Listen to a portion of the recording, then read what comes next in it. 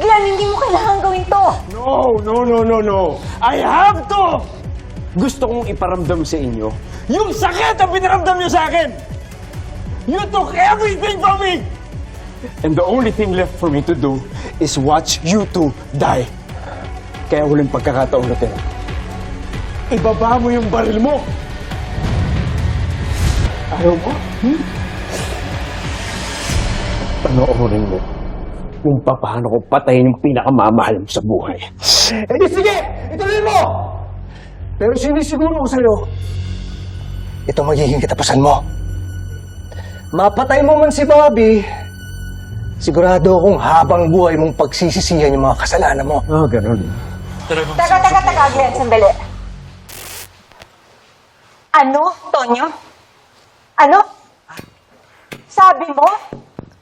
Okay lang na mamatay ako, basta't mahuli yung si Glenn? Ha? Akala ko ba mahal mo ko? Bobby, hindi naman sa ganun. Ano hindi sa... Sandali! Sandali din, okay? Narinig ko eh! Ikaw? Okay lang na mamatay ako? Ha? Basta't mahuli si Glenn? Sinabi mo yan eh! Tumahimik ka kayong dalawa, ha? Tumahimik ka, Ate Bobby. Tumahimik ka. Ikaw ang tumahimik! Meron, sandali nga, mag-explain lang ako. Bobby, hindi pa kasama sa trabaho natin to. Collateral damage. Okay. Collateral damage. Ayun naman pala. So, okay lang. Okay lang na mamatay ako. Ha? Sandali. Pwede ba? Ate Bobby, Tonyo, makinig kayo sa akin! Pakinig ka sa akin! May babae ka. Ha? May babae ka! Kaya gusto mo akong mamatay eh. Tonyo, paano mo nagawa sa akin to? Ha? Minahal kita! Ang dami kong sinakripisyo para sa'yo! Tapos eto lang! Etong ikaganti mo sa akin! Bobby, wala akong babae, Bobby. Jen, bitawan mo. Ha? Ako mismo papatay! Ate Bobby, nakakahiya eh. Intindihin mo naman ako. Trabaho natin to. Trabaho. Kaya okay lang na mamatay ako. Bitawan mo kung yan. Sasapakin ko to!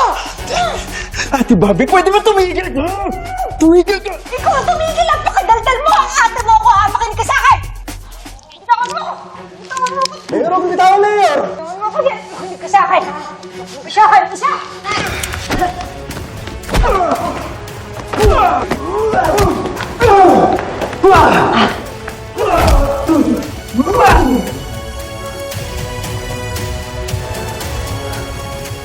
Eh, uto-uto pala to si Mayor eh. Akala niya yata hayaan kita masaktan. Hindi niya alam, mahal na mahal kita.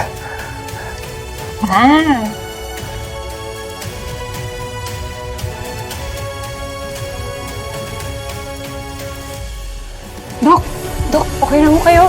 Konti! Mission accomplished, Chief. Good job.